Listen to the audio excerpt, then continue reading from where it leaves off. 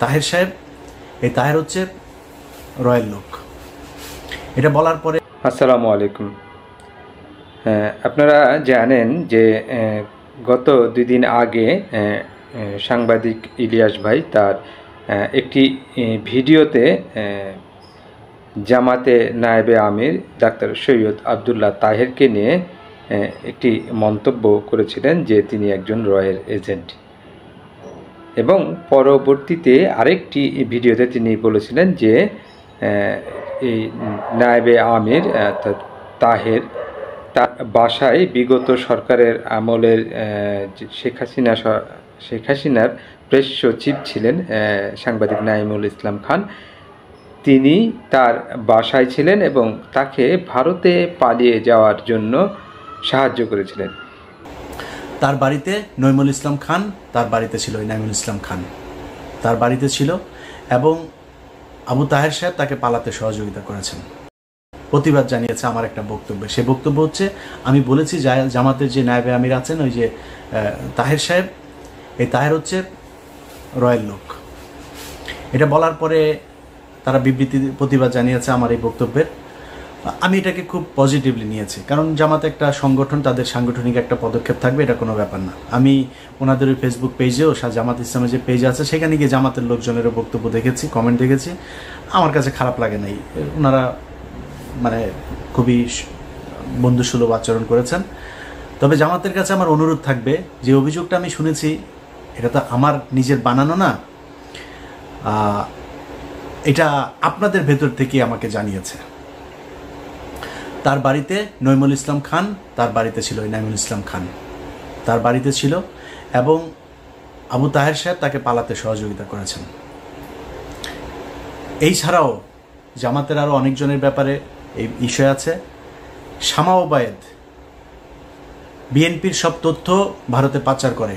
শামা ওবায়েদের সাথে এখনও শেখ হাসিনার কথা হয়। বিএনপিকে বলে রাখলাম, আপনারাও সাবধান থাকবেন।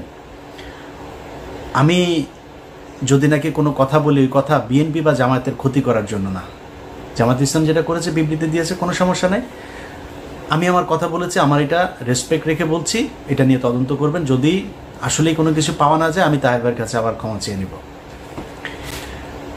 তো এই যে বিএনপি জামায়াতের লোকজন, এই বক্তব্যটা তিনি দিয়েছিলেন, এবং সেই বক্তব্য যে তিনি সঠিক যে যাচাই বাছাই করেছে এমনও বক্তব্য তিনি বক্তব্যের মধ্যে বলেন নাই। তিনি বলেছেন যে তিনি একজনের কাছে শুনেছেন এবং জামাতেরই কারো মুখে তিনি শুনেছেন, এরকমই একটি বক্তব্য দিয়েছেন। এবং পরবর্তীতে জামাত নেতা ডাক্তার তাহের তিনি এর মন্তব্যের প্রেক্ষিতে পাল্টা জবাব দিয়েছেন, এবং সেটি খুব সুন্দরভাবে তিনি জবাবটি দিয়েছেন যে তিনি এরকম কোনো কাজই করেন নাই, অর্থাৎ তিনি রয়েরও এজেন্ট না, আবার সাংবাদিক নাঈমুল ইসলাম খানকেও তিনি বাসায় রাখেননি, এমনই একটি মন্তব্য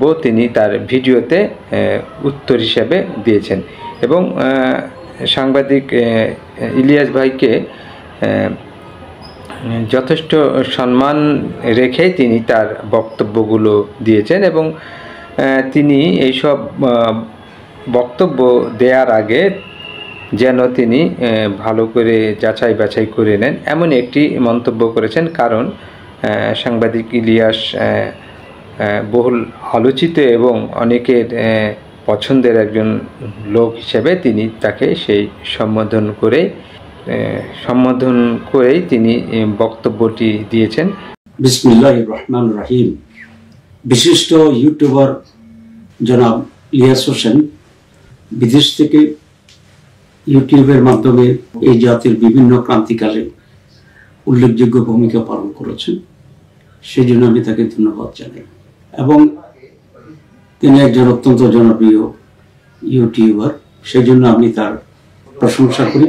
কিন্তু দুঃখজনক বিষয় হচ্ছে, উনি গত কয়েকদিনে 2 বার আমার নাম উল্লেখ করে কিছু তথ্য দেশবাসীকে ইউটিউবের মাধ্যমে জানিয়েছেন, যেগুলোর সাথে আমার দূরতম কোনো সম্পর্ক নেই।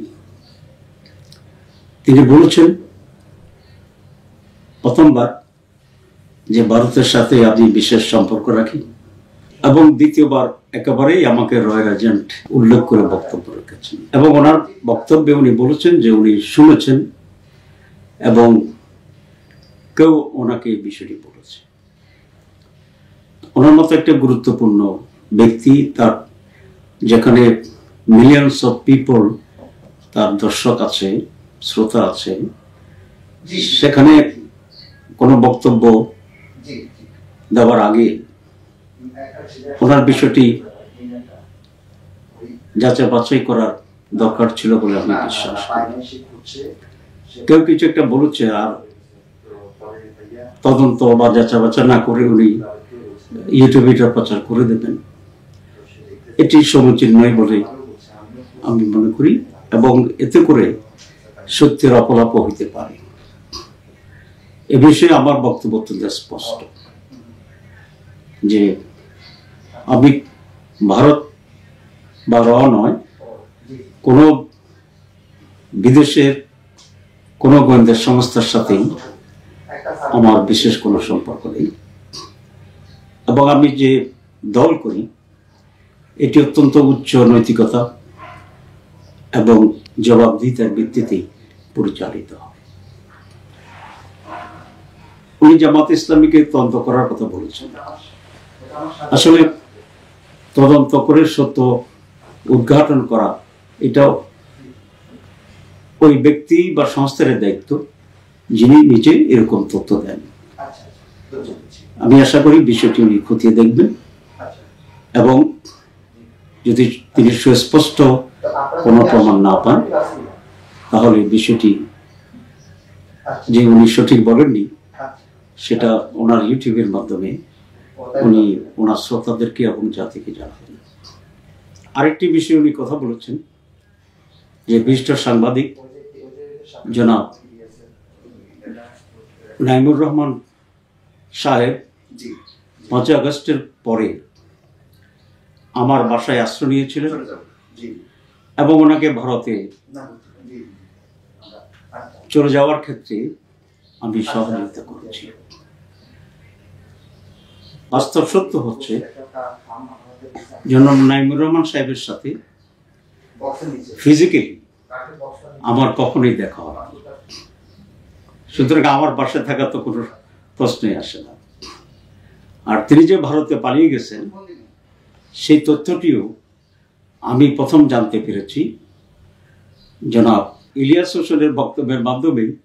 আমি প্রথম জানতে পারলাম যে সাংবাদিক নাইমুর রহমান সাহেব ভারতে পালিয়ে গেছেন।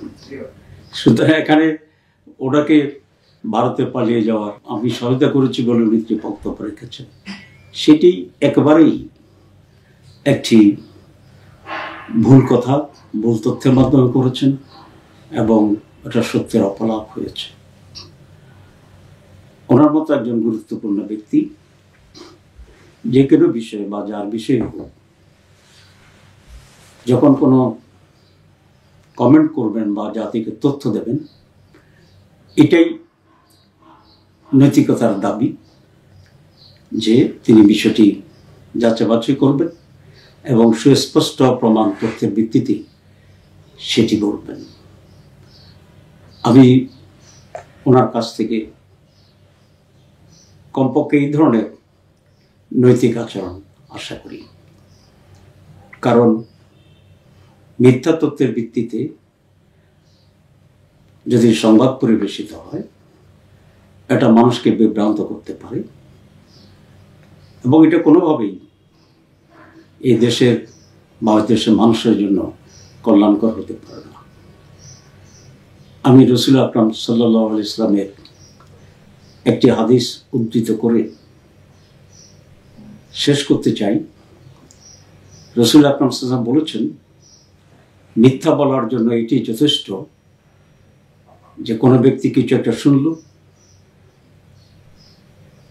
এটা সত্যতা যাচাই বাছাই না করে বলে বেড়ালো। আমি ইলিয়াস হোসেন সাহেবকে আবার ধন্যবাদ জানিয়ে আমার বক্তব্য শেষ করছি। আল্লাহ হাফেজ।